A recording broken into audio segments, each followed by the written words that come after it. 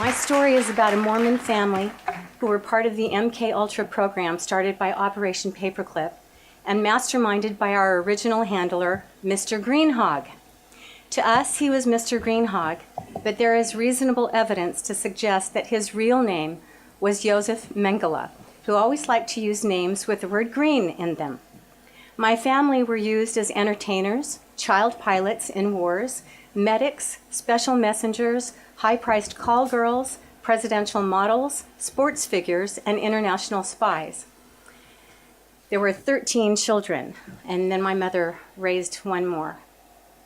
This story is about generational incest, abuse, CIA kiddie porn distribution, and satanic ritual families that have no idea what they are involved in on a conscious level. It's about mind wipes, controlling those that have the most to offer. It's about how the priesthood, sacred societies, Freemasonry, and a satanic pedophilic agenda is widely used to control governments, religions, and local police to do their bidding. The darkness loves to hide behind the light, so it may shock you to hear about a Mormon bishop that tried to rape a friend of mine right after she got married. And this was the same high-up Mormon priesthood leader that later officiated in a satanic ritual where he almost got away with raping, killing, and offering my sisters up to an unknown god in the Salt Lake City temple. But it's also about the power of love and acceptance and trust. It's about one woman's search for answers and healing and the story of how she found her true love. He's in the audience today, and I want you all to know that I would never have made it to this moment in time without him. Thank you, Dean. Dean's astounding work talks about the language of the body's organs and glands. The colon, for instance, is about eliminating that which no longer nurtures us, which is a function of hatred. If we stay true to our spirit, we figure out how to eliminate what no longer nurtures us, and the hatred goes away. Another organ lesson for me was about the thyroid. The problem with all thyroid issues is when we have the inability to correct personal justice, which creates the emotion of anxiety. Anxiety is just a warning sign telling us that something is not right, so we can correct it. But if you can't or won't do anything about personal injustices, you will take on a drag that causes you to be numb or disconnects you from that warning signal about what doesn't feel right. And that is what Dean and I call the dragon. So where does that leave us today? Today, victims are blamed and perpetrators are let off the hook or ignored. There's a fuzzy line between them. Even children are blamed for being raped in some sicker circles of society. Dean says there is no limit to the perversity of the dragon, and this needs to be corrected. When my father went to prison for his crimes, there was a collective sigh of relief for the thyroids in our family. The perpetrator was finally in a place he could not hurt us or any other children during that time. He was the guilty party, and we were the victims. Society came forward and by putting him in prison, showed us that and made this right. It was a public clarification about who was guilty and who was not. But he was a victim too. So this is a tricky subject. However, when it comes to killing a child, there is a line that is crossed, and even the worst perps know it. Today, I speak for all victims of a nameless, faceless perpetrator that still hides behind ruling elite families, secret societies, governments, and religions, all providing a cover for the most heinous crimes on the planet. And what doesn't feel right to me is that these crimes, for the most part, still await punishment, and only when appropriate punishments are allowed will both victims and perpetrators be allowed to heal. Dean said that telling the truth is the greatest human trauma because it has been punished over the centuries more than anything else. So everyone has this in their genetic memory and are triggered whenever they do it, which is why so many keep their experiences to themselves. I began telling my story in 1998 under the pseudonym Sue Ellen in a series called Phoenix Undead Part 1 and 2 by John Quinn, who published it. Since sharing it, I've lost a 20-year singing career, lots of money, my health, and my home in an illegal foreclosure just this last December that left us homeless. My thanks to our dear friend Jenny for getting us here today, and believing in me and what I have to say. My sister Nancy tried to tell and was shamed and got sent away to Aunt Daisy. My sister Dawn tried to tell and got sent to a Catholic convent with bars on the doors. Priscilla tried to tell and went to CPS. Irene witnessed a rape of her sister, and she took a gun and shot herself in the stomach. Pamela tried to tell and divorced herself from all of us for over 20 years and couldn't bring herself to attend my mother's funeral. April tried to tell and got her children taken away and put in prison, trying to get them back. So I applaud my brave sisters for coming forward and having the courage to tell me their stories, and I apologize to them publicly for not really hearing them or believing them at first. The first sex abuse story I heard in my family was from my oldest sister, Nancy, who was 16 at the time, who told me that she had to leave home because my dad had fondled her breasts and tried to have sex with her. She said that she told the bishop, and he told her to keep it quiet so as not to break up the family or hurt the church. I kept Nancy's secret and didn't even tell Mom or the bishop that I knew, which was kind of heavy for a 10-year-old. But if Nancy's story was hard to believe, let's just say that it was impossible for me to believe my closest sister, April, when her memories began to return. She talked about secret rituals and babies getting their hearts eaten and stuff that made me think she just needed medication or had maybe watched too many vampire movies.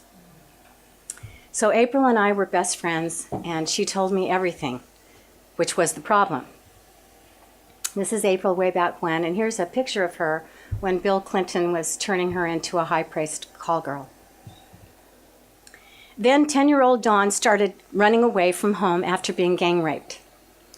And this was in a little town in Santa Maria called Santa Maria, or a little town called Santa Maria, California. And Priscilla was sent to a foster home because Dad had mistaken her one night for my mother and slept with her. Now, she was only 14 at the time.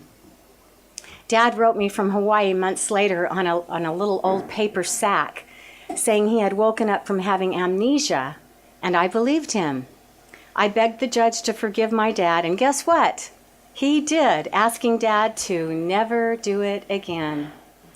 In 2002, when my brother died, a sister attending his funeral told me that he molested her often as a child. He would promise her $10, molest her, then steal the money back from her. April came in when Dawn was telling me what happened and said, "Oh, yes, he did the same thing to me." I was so mad I couldn't even see straight at the funeral. He was honored as a high priest before he died. And I thought, what the heck is wrong with this family and this church? I needed answers.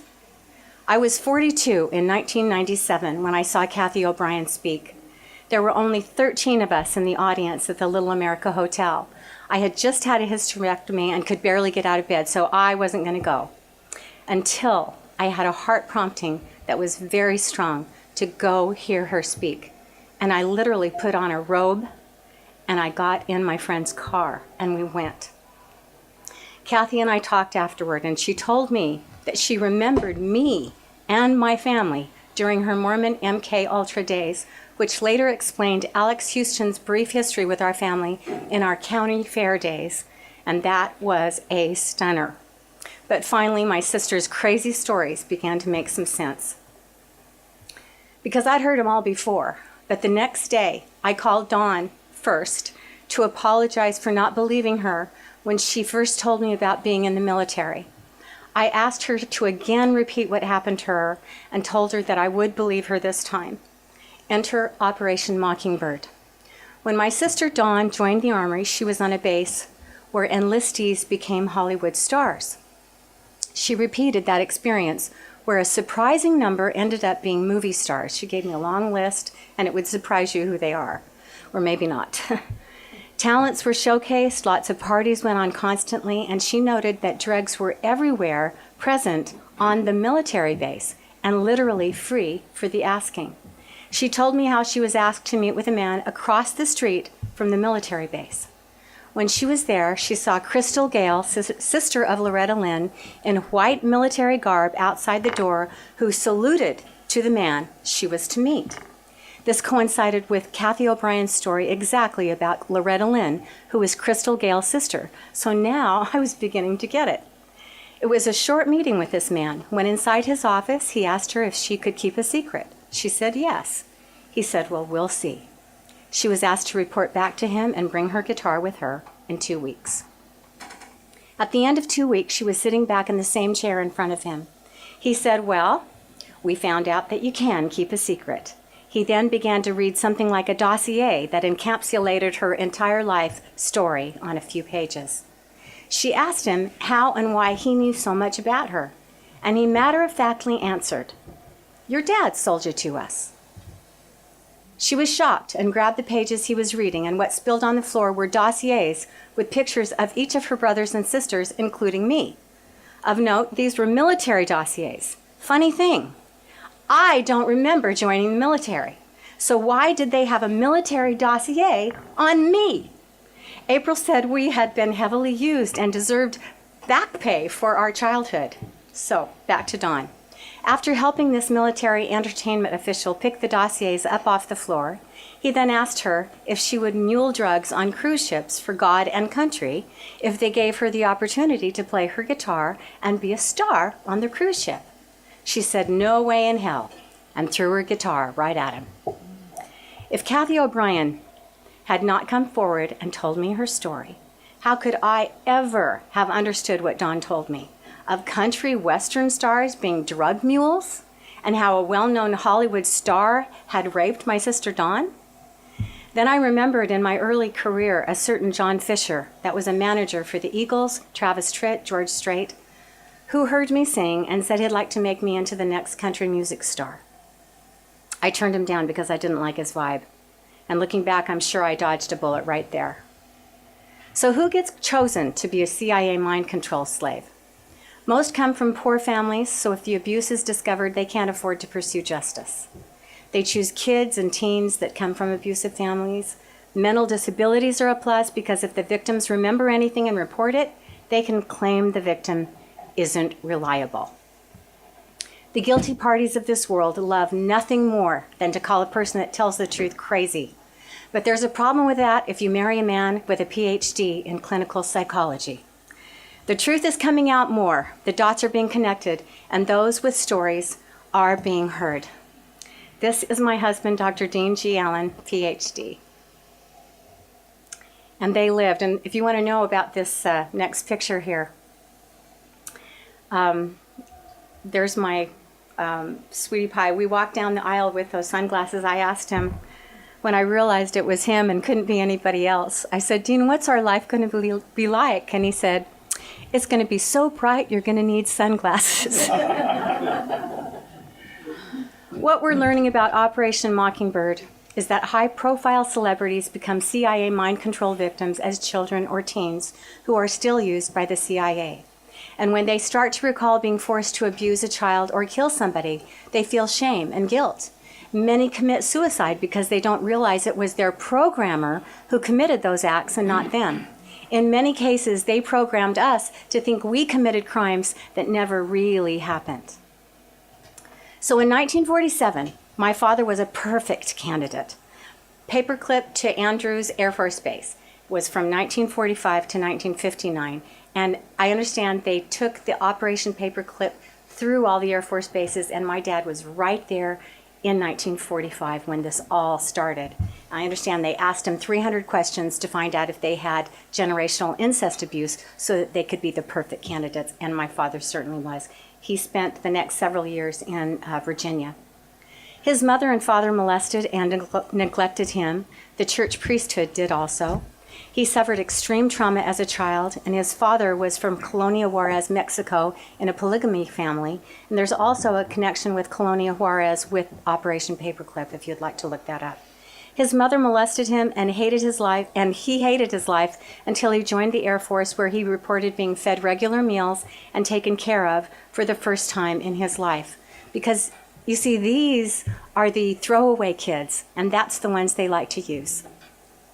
My father was a chosen one because of his exceptional IQ, which was over 145. His bloodline, he claims he is the illegitimate son of a Utah senator, and that's before Hatch. his desire to follow orders, his talent. He was in the Air Force Band, a very elite band, and most of all, his patriotism. He would cry over any patriotic song. When he enlisted, his children instantly belonged to the military too. Now, most people don't know about a term called issue. An issue is like when they issue you clothing. And you get issued children, and the military basically, in their demented minds, the parts that in the military that have done this, call you the issue. And you are literally the issue of the United States, whatever it is your father or mother joined up in. This kind of trickery on paper is not consent. Blind trust is not informed consent. This is slavery, and why we have to put a stop to it. Now I'd like to introduce my beautiful mother. Now tell me, if you were looking for a breeder for DNA experiments in the military and secret government intelligence programs, wouldn't you pick her too? So with generations of unconscious baggage in hand, my mother was put into an orphanage and was not potty trained until she was 6. She and Dad, who were both incest abuse victims going back several generations, got married after only knowing each other for 10 days in July of 1948. We lived in Glendale, Phoenix, Sunnyside, St. Joseph, Thatcher, and Wilcox, Arizona, and all through until our family grew to 7 children. My dad started out working for the post office, which I now understand is the CIA. CIA get assignments, not choices. And his assignment after Arizona was to become a music teacher in Santa Maria, California, which is 15 minutes from Vandenberg Air Force Base. In 1967, our family competed with 300 entries to sing at the Hollywood Bowl with the famous King sisters of the big band Hollywood era. And after that, we were made honorary members of the King family. And we sang, "Oh, when the saints go marching in." And that kind of got us started on our big singing career. I was the daughter of the music teacher between 16 and 18. We sang at church a lot. We played all kinds of instruments. And so I decided to start a singing group with my sisters. And there we are at the Santa Barbara County Fair. And after all those sisters, we had a little brother named Valiant. As the years rolled by, we kept adding to the Cumming Sisters and Company with more sisters, and even our baby brother Valiant when we became the Cumming Sisters plus 1. The Santa Maria Times plastered us on the front page news when we won our singing contract in Los Angeles. Dad was also working on an audition with the Lawrence Welk Show, which he got, but I was unable to attend because I was at Brigham Young University. This article was entitled, "The Cumming Sisters Hit the Big Time." My brother Paul Cummings was one of the few to beat the 4-minute mile. He was the NCAA mile champion right out of school. He went to the Olympics. He broke a lot of records. And his best friend in this world was Bruce Jenner. Ritualistic child abuse is the most hideous of all child abuse. The basic objective is to systematically terrorize children until they are forced to dissociate. The torture is the execution of a well-planned, well-thought-out ritual often performed by close relatives. The only escape for the children is to dissociate, where they will develop a new personality to enable them to endure the abuse. This new personality is very helpful to the abusers. Once the abuse is over, the core personality is not conscious of what happened. Dissociation also serves the purposes of the occult because the children have no day-to-day memories of the atrocities. They go through adolescence and early adulthood with no active memory of what is taking place, but continue in rituals through their teens and early 20s, unaware of their involvement. The victims lead relatively normal lives until they get triggered and flashbacks or nightmares occur. Now keep in mind that this is, and always has been, about money and power. It's about keeping the drug cartels, violent gangs, human trafficking, sex trade, child trafficking, child porn industry, and human slavery as alive and lucrative as possible. To give you an idea of the large sums of money involved, some children, even immigrants, are used in snuff films and dissected live for organ harvesting for Planned Parenthood, and their body parts sold to hospitals for between $90,000 and $225,000, depending on the organ. Children with great DNA are also sold to families willing to buy them. Many of us have heard of the excretion called adrenochrome. The Satanists remove children's adrenal glands right after they've been terrorized and right before they are killed in rituals to extract this Kool-Aid the elites use to sustain their youth and extend their lives. Now, speaking of triggers, as I was going through pictures, I looked at the hands that were posed like butterflies. Butterflies are the symbols for the MK Ultra program, and the man that took this pic always wore a big Masonic ring. And that man was Ralph Adams, as you can see right here. He was also the town photographer. He performed on the Ed Sullivan Show, the Caesar's Palace, and Mike Douglas, and he made me levitate in his show and my sisters disappear. And don't ask me how he made me levitate or disappear, because I honestly can't tell you. This was the second magician we worked with. The first was Alex Houston, who raped Priscilla at a county fair. The memories seem to come in layers. For example, the first memory might be of incest, then they remember robes and candles. Next, they realize that their father and or mother were present when they were being abused. Another layer is seeing other people hurt or killed. Then they remember having seen babies killed. Another is realizing that they participated in the sacrifices. One of the most painful memories may be that they were forced to give up or sacrifice their own baby. Each layer is something that has to be processed when they are healthy enough to deal with it. And sometimes the memory is as fresh as if it were happening in the moment, as the trauma relive explodes into the present moment. This is what happened to my sisters when their memories resurfaced, sometimes right in front of my eyes. They would get severe headaches, body pains, and they would often throw up. And then they would call me. I guess I was the family therapist starting at 10 years old. In the late 80s and early 90s, our memories began to resurface. And this is my little sister Pam, you haven't seen her yet, and all the way back to my mother and my grandmother in the back. When the story started, they kept coming, and it was all really, really hard to believe. By 40, however, I concluded that if one or two of my sisters were remembering these things, I could just write it off. But at that time, I'd already studied this for 25 years, and as a healer and researcher, I'd heard over 50 other stories that were all as crazy as what my sisters had told me. And with disturbing clarity, I was figuring out what was going on. When I was 52, I finally felt safe enough myself, with some expert help from my husband Dean, to finally recover the following memory when I was a little girl. I was heartbroken when I was forced to accept my sister's story as true. I remember being really young, like 5 or 6. We lived in Wilcox, Arizona. On this night, the women had me on a cart in the kitchen at church, the kind you would serve food on, so I was really tiny.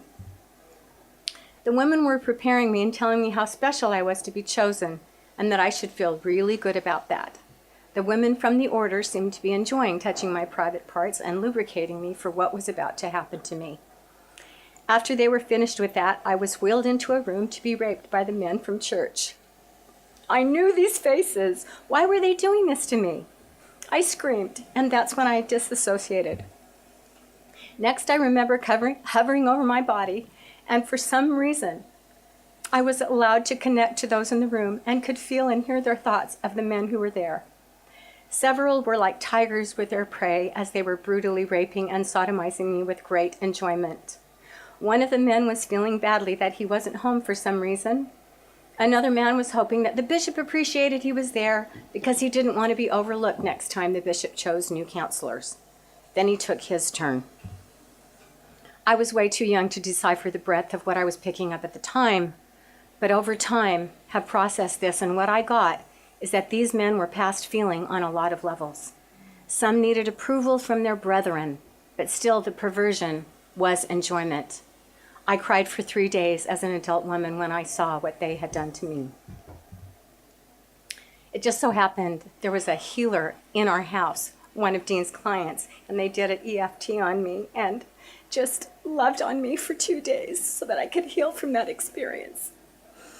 One of my dad's CIA responsibilities was to create content for kiddie porn and distribute it. This explains this memory from my sister April. We are in the back of a big house that is old and falling down. There are expensive clothes and costumes in it. When we were in their control, they would put these clothes on us, wedding dresses, vintage costumes, and sexy negligees that fit my little sisters. A lady always showed us up to help us. We hated her because her help involved sex and pain. In Phoenix, Arizona, there was a white house next to a big park that I remember where we would roll down the grass in the summer. To this day, I'm allergic to grass. That's where we would have to go to see Dr. Greenhog. I hated those big hypodermic needles and the painful experiments. But then Dr. Greenhog would come in and give us candy. April said, I think we proved some of their mind control methods unsuccessful because they could not fully control all of us. We often escaped and would run out into the park. Dawn, Priscilla, and I often took our cues from Wanda, who lent us part of her ironclad will. So back in 1971, I was 16 years old and my sister Dawn was 10. She had just been gang raped. After that, my brother and dad had a terrible fight, the worst thing I had ever witnessed. I later found out what it was about. It was about who was going to have sex with her. My brother left home and joined the Army right after that. My brother tried this again later on in her life when in her 30s, and she told me what he was up to. And we were going to have a family reunion. And so before the family reunion, I went to his apartment with my sister. And I told him that if he was going to continue on with this, that he was going to do it over my dead body, and I got beaten up too. He now writes porn for top magazines. Dawn kept running away because she obviously didn't feel safe at home. To solve this problem, it was decided that Dawn needed to be taken to Los Angeles 4 hours away and put behind locked doors at a Catholic convent with bars on the windows. And I'm thinking, look, we're Mormon. Why is she in a Catholic convent? Mom, Dad? I remember thinking the worst that could happen to Dawn at a Catholic convent was becoming Catholic. The Mormon church had foster homes, so I asked my mom why Dawn was sent to that place, and her answer was, oh, well, the bishop told us to. April and I were allowed to visit her. We were shocked by the bars on the doors and windows, but even more disturbing were the special rituals she had to endure, one of which left her with a rose necklace around her neck. This was no longer our Dawn. She had a flat affect.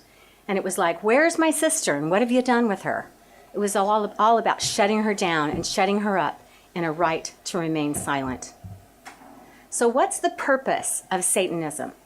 They want an army of mental robots that hide behind a light who, with the proper programming, will do prostitution, child pornography, smuggle drugs, engage in international arms smuggling, snuff films, and all very lucrative things. These psychopaths at the top believe they'll create a satanic order that will rule the world. At a high level of the U.S. government, there was support of this kind of thing with Operation Bluebird, Paperclip, Mockingbird, and of course, MK Ultra, still going on today. They justified it with winning the Cold War, but it was more about money and ruling the world. This is my first husband, Wade Lindstrom. As I look back, I can see clearly that it was an arranged marriage. As Wade and Wanda Lindstrom, we did a few hymn albums with the Juilliard-trained pianist Marvin Goldstein, set to a Celtic feel that went over really well with the Mormons. I placed highly in international songwriting competitions, had a radio show for 3 years called The Sounds of the Sabbath, and my CD album collection grew and was selling all over the world. And eventually I was named favorite female vocalist. It's kind of like the Grammy Awards for the Mormon Church. My husband was also part of my later career, and we began also doing albums together. Now, his family was all boys and mine was all girls. He had one token sister, and I had 4 sisters and 10 sisters, or 4 brothers and 10 sisters. And I guess the Illuminati goal was to connect one ritual family with another. His father ended up molesting the granddaughter, and he is dead now. I was married to Wade for 25 years. I couldn't have children, so we became foster parents of 8 children. I also wanted to mention that his father was a member of the Mormon Tabernacle Choir, and he told me that he was part of 2 branches of the secret government. And I thought, how convenient, as I look back, that he would be going around with the Mormon Tabernacle Choir all over the world. At the same time, he's a part of 2 branches of the secret government. So one of my kids had been chained to a bed from the time he'd been born and sexually molested by his mother and brother to age 6. And that really helped me to understand as a foster mother what happened to my father. I had heard similar things in my own family, so being a foster mother helped me grasp the patterns of what went on in my own family, and contributed to my own healing. I later accepted a calling to serve in the Utah State Prison System in the Relief Society, where I learned that 98% of them were abused. I was assigned to the bridging committee, where I was often went to the bishop storehouses for food for the women that were leaving prison. And I found out later from Kathy O'Brien that the bishop storehouses churchwide are also used to distribute drugs, kiddie porn, etc. So going back, I'm 14 in this picture at a girls' church camp officiated by priesthood leaders. And notice our military outfits. We were tortured in the next 2 years. We were used in secret experiments, raped in their evil rituals, and brainwashed. My sisters and I were not the only victims. My whole Mutual Improvement Association youth group that I grew up with was also used. We were sold to the federal government by our father and his priesthood and military leaders. And I can tell you names if you want them. Church camp with Pearl Knight. She's no longer with us, but she was also in my church camp, and she was also one of the women that did the experiments in the deep underground military bases at Vandenberg Air Force Base. I remember a red settee in a huge room in one of these bases, one of these underground bases. Just absolutely, there was no end to the ceiling. It was so high up, and the room was monstrously big. And there was this red settee in the middle, and my sister April and I were just about ready to get our hypodermic needle that we always hated. And I remember saying, "You run this way, April, and I'll run this way." And we would run and run and run, and we could run just like my brother. And so they always had a hard time catching us. We hated those hypodermic needles. But we would run, but we couldn't hide from those white lab coats. They did finally catch us and strap us onto gurneys, and they had their way with not only our pubescent bodies, but our minds as well. April remembers the day I got my eggs harvested. She heard my screaming as we were put through some terrible torture with the electrodes. Since she was the breeder, now I couldn't have children because I had endometriosis, which I now found out was something they gave me. They would use my DNA. Now this is going to sound really crazy, okay, if you are not familiar with this. They would use my DNA and implant it in her womb and then harvest the babies into advanced incubators when they were just viable. We often tried to escape when I would wake her up using their codes. I remember horrible earaches and a lot of time underwater. There were some experimentation, breathing underwater. And if you want to ever watch the Hollywood movie, The Deep, that might explain some of these experiments that they were doing to us. As a result, I hated to go swimming because if I got any water in my ear, I would often end up with horrible earaches. It's because I had a hole in my ear. April asked a lot of questions during the experiments when she was awake and was actually told the answers about who the babies would be given to and what would happen to them because they never thought she'd remember or tell anybody.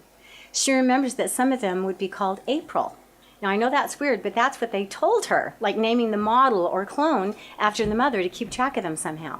She said that some they did experiments on, and others were sacrificed in the rituals. And she said for some reason, a lot of the boys were sacrificed in rituals. Now, enter this girl. Her name is Shirsti. She is from Santa Maria, California, the town I grew up with, but I didn't meet her until she moved to Utah and I moved to Utah. And she came up to me, and when she got to know me better, I actually used her as a signer. When I would sing, she would do the sign language, and it was beautiful what she did. And she finally told me her story, that her mother was a Satanist, and the reason she got put into foster care was that she was taken away from her satanic ritual family, which is no surprise coming from Santa Maria, California. Her story is that she is my daughter. Now, the jury is still out on this, but we are going to have a gene test because her mother, admittedly from a satanic family, said that my DNA was used when she got pregnant in the labs. She said she was experimented on and actually told that the DNA came from me.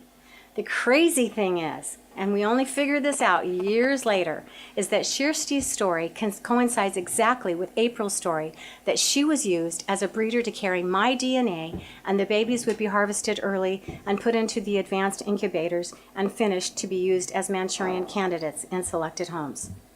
April said that several of these children were named after her, April Cummings, and she has kept track of some of them over the years because she knew the families they had been given to. Dean and I found out we actually looked and we thought, this is so crazy. We're going to look on the internet. And one of the people we looked at that were named April Cummings has gestures and looks exactly a lot like me. Her videos are the strangest thing because she's a, what do you call those, a TV anchor. And she was in San Francisco when we first found her. We just looked her up the other day, and she's moved to the Cayman Islands. So you could look up April Cummings, who's a TV anchor in the Cayman Islands, and see what you think. So going back to when I was 15 years old, this was my leading man in high school in Babes in Toyland, and I had some grooming. I was the lead in every single play in my years in high school. His father worked at Vandenberg Air Force Base and eventually for NASA when they moved to Florida. According to my sister, he was also in the elite MK Ultra program. To train us, we were hunted at Point Sal and Guadalupe Beach in the middle of the night, and we were lucky to escape this alive. We had all been at the party at church. There was a hayride that we were all on. Steve S., who openly told me he worked for the CIA, was the driver. He took us up to the Los Alamos entrance of the tunnel. We were all stripped naked and taken to the beach where we were told that we had to make it to Guadalupe Beach without being shot or we would not live. We were going to be hunted. We had to swim or climb around the first set of rocks to get to the beach. It was a low tide, so it was fairly safe to swim. The moon was out so we could see, but then so could the people who were hunting us. We all stuck together at first, but the slower ones who couldn't swim very well were shot with a tranquilizer gun, but we thought they were real guns and we were terrified. We used the shadows. We helped each other as much as we could. There was one part of the rocks that we couldn't get around or over without a rope, and DR was tall, so he found a rope and set it up for the rest of us. When we got to Guadalupe Beach, we used the sand to cover up in. We then ran through the sand dunes as a shortcut down the road. We were running down the road naked and had escaped. There were 6 of us who never were shot at that night. Now, it started out as a lot larger group. And there's the names. Now, I don't remember this, but I can corroborate that we hung out and did a lot of plays together. We were kind of the smart kids and called ourselves the family. So as I look back and have now become aware of technology used in the MK Ultra programs, I feel that it's more than probable that a mind wipe had occurred when we woke up on the beach early in the morning, dazed and anxious. And all I could say is, Eric, you've got to get me home. Eric, get me home. I was really worried about what my mother was going to think. What I do remember is that Dad made us memorize the Jabberwocky that was written by Lewis Carroll, who is a famous pedophile. He also wrote Alice in Wonderland. Now this comes in handy a little bit later. In my research, I found that children have been used in all wars. So for me, it's not hard to believe that adolescent super soldiers were used for the Vietnam War. What I have ascertained is that we were used as soldiers. We were taught to fly planes. We had more than sufficient medical training. April reports that on several occasions we actually sewed each other up from wounds with remarkable skill during our missions to Vietnam, Romania, Colorado, and various underground dumb bases. We transported drugs and politicians to and from America to different countries, and if caught, they would always claim us as children and make excuses that went along with that. And this was really dangerous for the throwaway kids, but very, very clever. The craziest story is about Senator Jack Ryan. April reports that he died on one of our missions in Colorado right after he saved our lives. She also reported that Bill Clinton was responsible for his death. Now, I would love, Robert, to have all of this looked into by intelligence sources. Now, keep in mind that I don't remember this at all, but I will say that when presented with the opportunity to fly a plane 2 separate times, both my landings were perfect, and the people flying with me made comments like, "Wow, it looks like you've been doing that all your life," which is exactly what it felt like. April recounts it was the end of the Vietnam War. The CIA had orders to take out some supply depots and oil derricks in North Vietnam and North Korea without being detected. They had just the operatives to do it. The 6 of us had been training for 9 months. We had flown the F-14 fighters that no one knew about yet. We were doing formations. We could land and take off anywhere. There were 3 planes that had 2 pilots each. It was Mach 3 all the way to Midway Island when we refueled. We were not told what we were doing. We were only out on an exercise, and we were in competition with each other to see who could follow orders the best and hit the targets on the game board. It was kind of like a road rally, only we were using F-14 fighter planes. This was no game. We had to read the maps and follow the directions that were encoded. We had our own language. It was cartoon character and Disney-based. And when April was telling me this for the first time, I really thought she was crazy. Then I read Kathy O'Brien's book and heard her testimony about how they delivered messages to each other that was cartoon and Disney-based. So over the years, as I became more aware of things like pedophilia used to trap politicians, deep underground military bases, the uses of children in these programs, secret societies, and the evil nature of those in power, I became more open to the possibilities that these things did happen. Families involved are rewarded for making their kids into stars and even winning local beauty contests. Which brings us to my next achievement, which I thought was my achievement.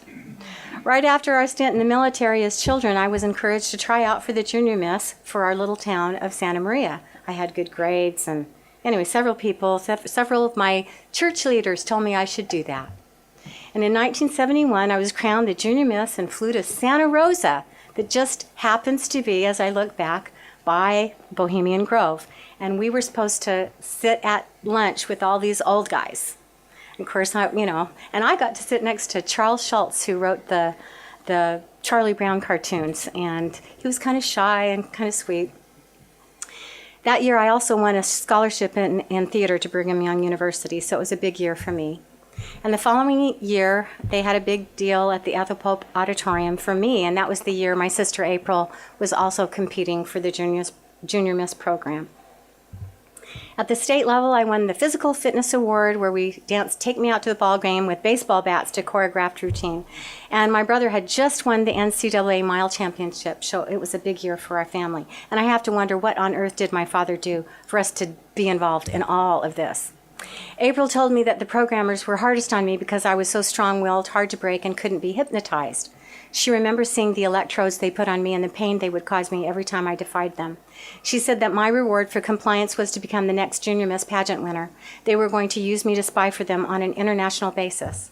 She said we both proved to be unreliable candidates until they put an advanced implant just under the skin in our heads called a cap. At first, they were in our teeth. After that, they did use us for a mission to Romania, where we delivered messages to top brass there behind the Iron Curtain. This was during the reign of terror under the Romanian president, Ceausescu, with our college choir and sponsored by the Reader's Digest. Which brings us to Nabisco. My dad had many different jobs. He was a music teacher. He did lots of music lessons after school with parents that trusted him with their children.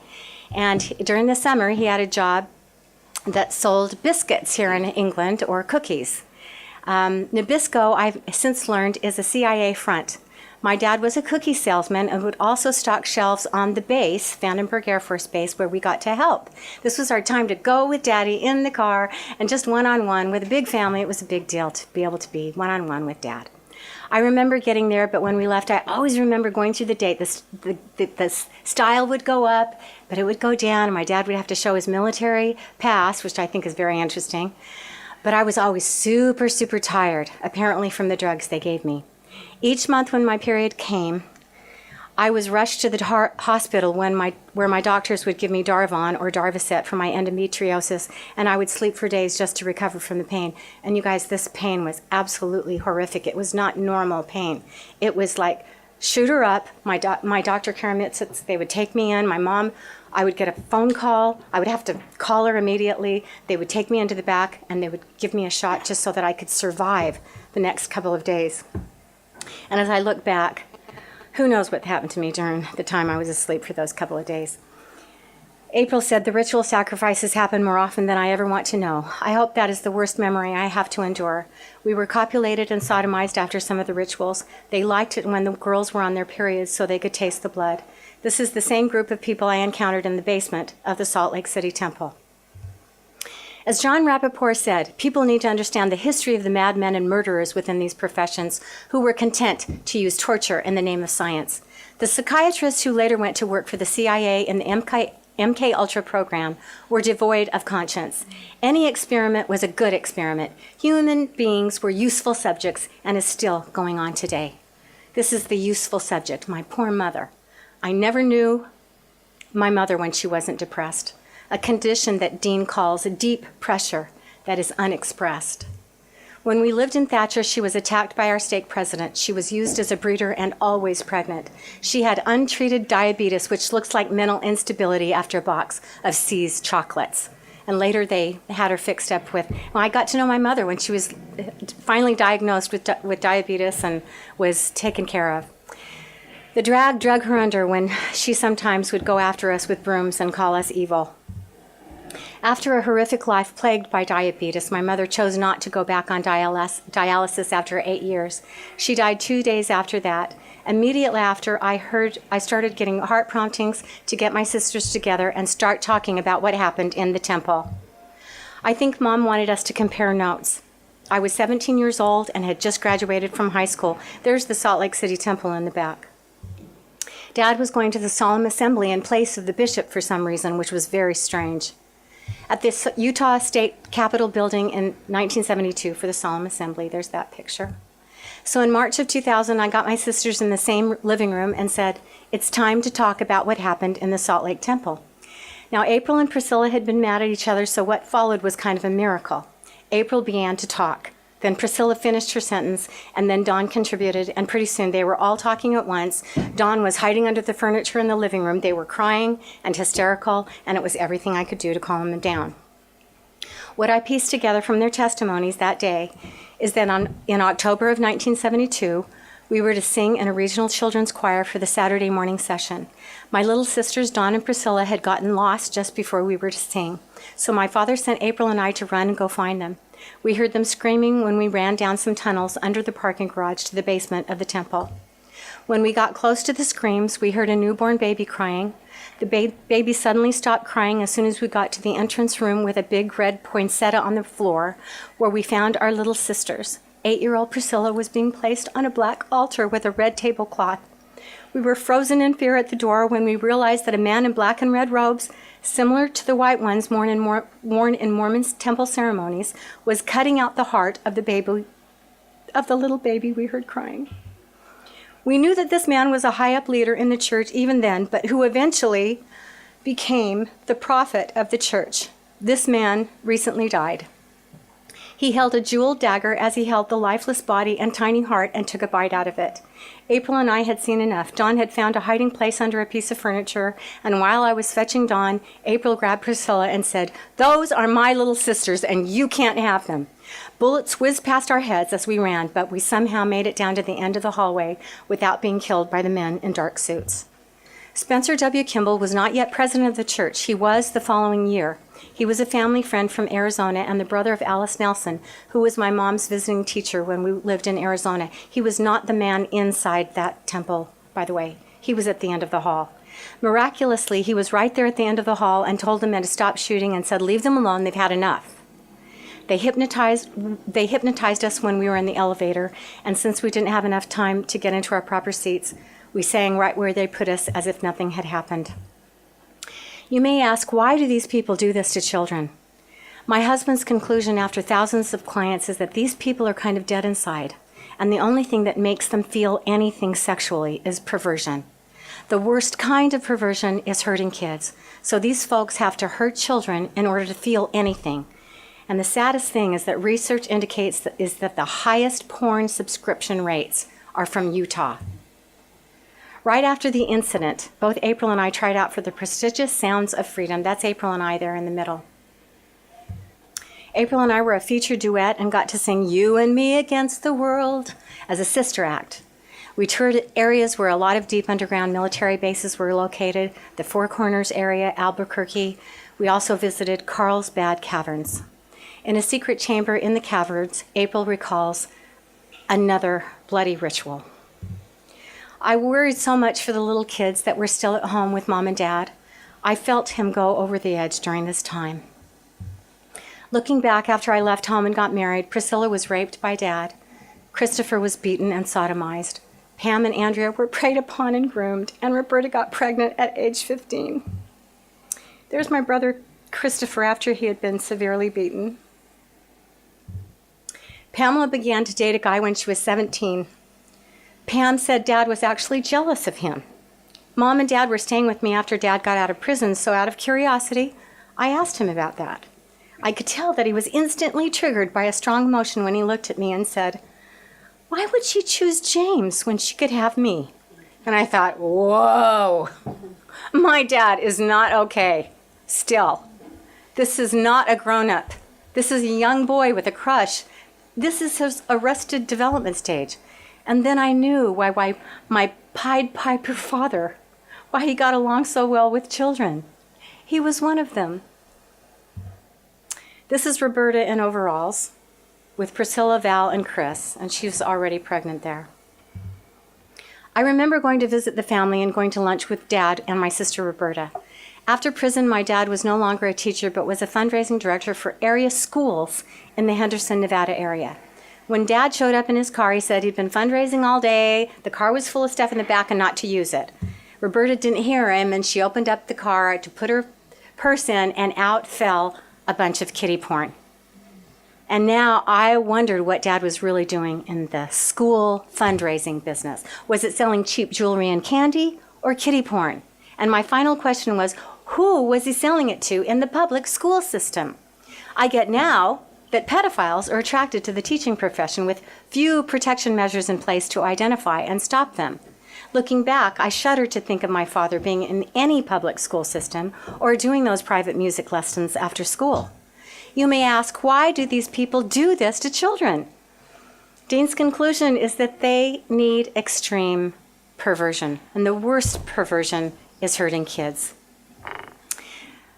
Repentance has become a business for churches, so even victims are told to read more scripture, repent, and pay twice as much tithing as part of the repentance process. But my question is, what are the victims repenting for? The structure of our society, education, government, and military, is a structure of chaos, and churches are a big part of that. This is a structure of brutality, of insanity, of sadism, of fetishism, of cannibalism, of exploitation of the innocent, of torture, of murder, and of death. But love and compassion are the highest forms of intelligence and in human evolution. These elitists who program children have yet to evolve and don't feel emotions like those much higher on the evolutionary scale. But dark games don't fly in the light. Love triumphs as more and more are speaking out. I now believe that ritual abuse programming is widespread. Reputable sources are saying between 8 and 10%, depending on where you live. It is systematic, it is very organized, and it is in every dinky, stinky little town across this world, and it's high time to shine some light on it. I remember watching Roots and seeing the people that were called slaves. It was called slavery. But the worst kind of slavery is when those enslaved are so mind-wiped they cannot even recognize that they have been slaves, that they have been unwittingly experimented on, that their children have been tortured at home, at school, and at church.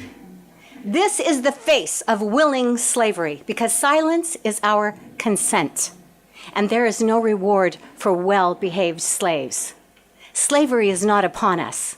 It's been on us for quite some time. There are only two energies in this world. One is the drag on spirit life force energy, which encapsulates confusion, deception, manipulation, fear, and force. These are the powers of the dragon. And the other energy is love and light. The unevolved dragon on spirit life force energy thinks that if we don't stop what it's doing, that we are going along with it, which makes tribunals such as this so powerful. Because once we as a society can see what has been done to us, we cannot unsee it. And when those responsible for these atrocities are made accountable, then whatever agreement the dragon thinks it has with us is officially ended. One of my fellow singing friends is Sandy from the Lawrence Welk Show. Maybe some of you remember her. Her sister is a therapist, and Sandy told me once that her sister said if the lights went out in every home in Salt Lake City where there was incest and abuse, it would be dark every night in Salt Lake City. because families wittingly and unwittingly become involved, and bishops and professors can become involved, and co-workers can become involved, and our own siblings can become involved just by following orders in the military. Husbands and wives, even our own beloved parents, can become involved without even knowing it, with their eyes wide shut, as the cycle of abuse continues with generational victims of church and state. To all victims everywhere, I want you to hear these words. This was not your fault. It's the fault of psychopaths that have long considered us slaves to be sexploited and experimented upon, and it must end now. My father is 86 now, and I don't know if he has crossed that line and killed a child or not. The point of killing children and spirit cooking is to get them to cross that line.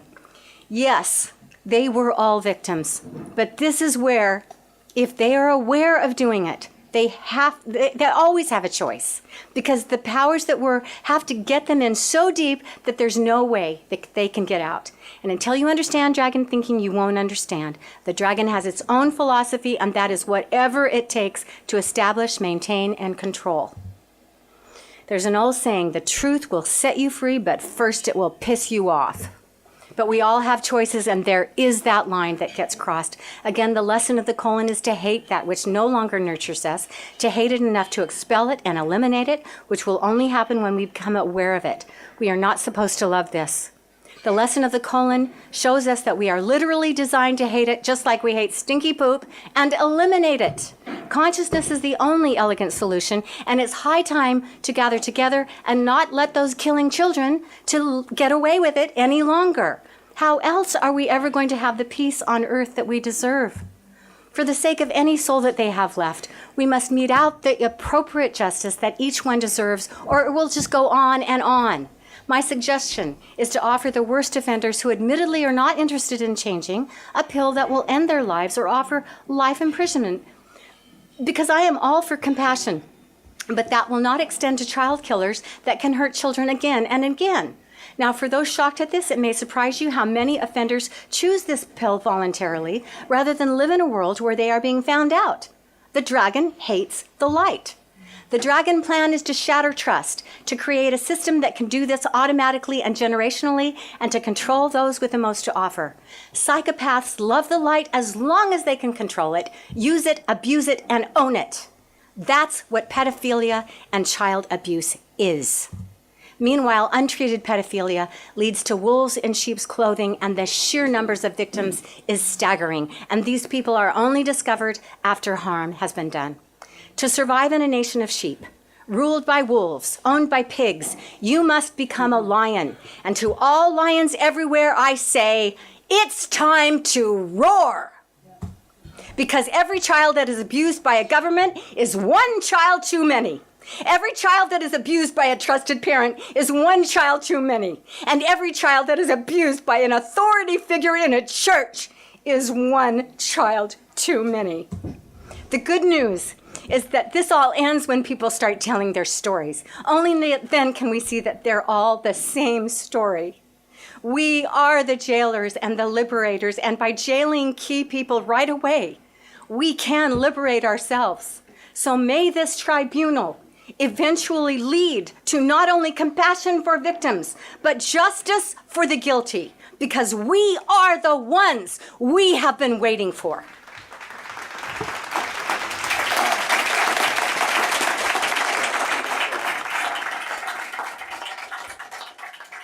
Rather than have three questions, this is a collective question, and it's directed not so much to you, Christy, but to Chief Counsel here in relation to the role of the Central Intelligence Agency.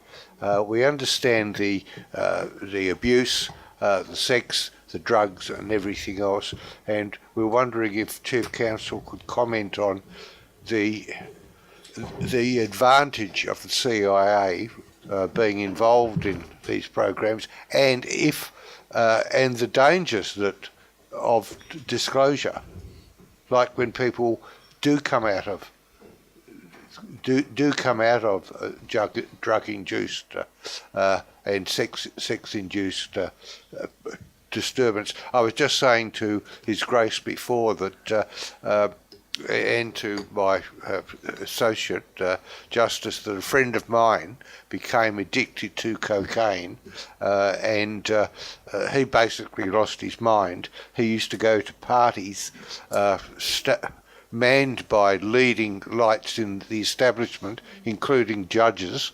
and they were served drinks and cocaine by naked girls, and that was normal.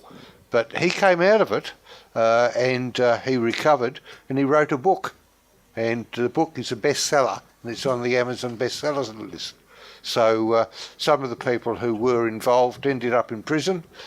He didn't, and some judicial reputations went down in tatters. So I was wondering if Chief Counsel could... Sir John, I love being sandbagged and hit over the head with a 2x4, no problem. But you were trained for it. You're a Marine officer. It is the obvious question. Let me say that you'll have a chance to submit additional information for the record, including names if you wish, and we can coordinate something for follow-on videos. Yes.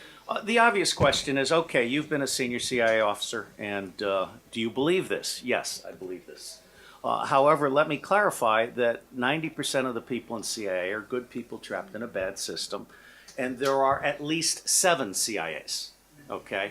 So CIA is not a monolithic organization. Also, when we, against the orders of President Truman, when Allen Dulles brought in all the Nazi scientists and so forth, they went to 2 places. They went to CIA and they went to the National Aeronautics and Space Administration, which in our world we call it not a space agency. And as Kathy O'Brien has said so clearly, that's where the bulk of the mind control has been done. So just to mention the 7 CIAs as a partial and very brief answer to your question, there is the Wall Street CIA. CIA was actually founded by Wall Street to be its secret control element. And this is best told in a book by David Talbot, The Devil's Chessboard. Okay, and I have a summary review on it. Then there's the White House CIA, which does dirty tricks for whoever happens to be president. But the White House CIA seems to have merged into the blackmail CIA. CIA at the worst level appears to have joined now with the FBI, the NSA, and the Mossad. And so there's this aspect. And then there's the drone CIA, which has a 98% assassination rate. There's the Saudi-Israeli CIA, which does rendition and torture. And then there's the real sort of CIA, the old spies like me who do their best not realizing that it's all a joke. And then finally there's the bureaucratic CIA. I mean, I was threatened with assassination in a specific country, and 2 days later the message comes in. I went underground in pseudonym in another hotel, abandoned my house, and a message comes in from a clerk at CIA saying, well, we're paying for your house, we can't pay for a hotel at the same time. And my chief of station sent back a one-line message saying, what part of assassination are you not understanding? Okay, so I've been there. And the bottom line for me is that the bulk of CIA is honest and worthless, and that 10% of CIA that does great evil needs to be rooted out. But I will absolutely assure you that the FBI, NASA, FEMA, DHS, all have their own 10%. And so what we're doing here really is moving truth toward clearing all of this out. And Chief Justice, you can get me tonight over a glass of red wine and I'll tell you the rest of it. Justice Cleverly, was there another question? Okay. Commissioner Lena Helstein. A very little proposal. Very raw one. I'm sure we shall discuss later on. But we have a very brave and very still little practice in Lithuania, in the Eastern Europe. And I'm saying this because I remember your last sentence. Maybe tribunal, maybe somebody will help. This goes in the air because everything has, not everything, those 10 good percents in the whole bad body, first of all, must be helped by the new rising forces. And new rising force is coming from population. And that's why tribunal is born. So tribunal says, yes, we are beginning to say about ourselves. And We have a good code, the same in the UK, the same in the Eastern Europe. And that is the essence. Non-governmental organization which has enough souls behind it can stand in the court. It's me who is doing that. I'm standing in the court together with such barristers as Chris. I go and stand in the court because if we tribunal people are only, yes, speaking, that's good. That's the first step, but it's not enough. We must go and stand in the court. We must go and stand in United Nations. As a non-governmental organizations having lawyers, we know very well our rights. And this is written in the code. Non-governmental organization has the right to stand in the court. That's all. Thank you. Thank you. Okay. Sasha. Okay. Yes, Your Grace, you'd like a quick word? You have 90 seconds, Your Grace. 50 You're seconds. excommunicated. 50 seconds. Thank you. Christy, thank you. Just one question. I mean, how long did it take you until you woke up? And was it fear or shame that caused you to wait so long? It was righteous indignation. Maybe that's what I would call it. I had gone to a Sunday school class and I read something from the Bible and I asked the question. I said, why did Moses cut off the heads of 23,000 people and put them on sticks and turn them upside down and let the blood run to the ground? I said, what God would ask someone to do that? And then to have the young children being given to the men and killing everybody else, leaving the women and the children. And I thought, what God is going to be doing this? And so I asked the question. And there was some ruffling of feathers, and I could see the priesthood, upset with me. And, well, God's ways are not our ways. And I'm thinking, I'm done. I walked away, and I never went back. I went home, and I remember the following Sunday, I decided to get out into the sun, to put on my bikini out on my deck and lay in the sun. And I started asking questions. Who am I? Who am I? Who am I? I'd heard somewhere that that's a good question to ask if you want to wake up. And something happened to me. I connected with something, and I've never really disconnected from it. And it just, I would ask a question, and the answer would be instantly there. Christy, thank you for that.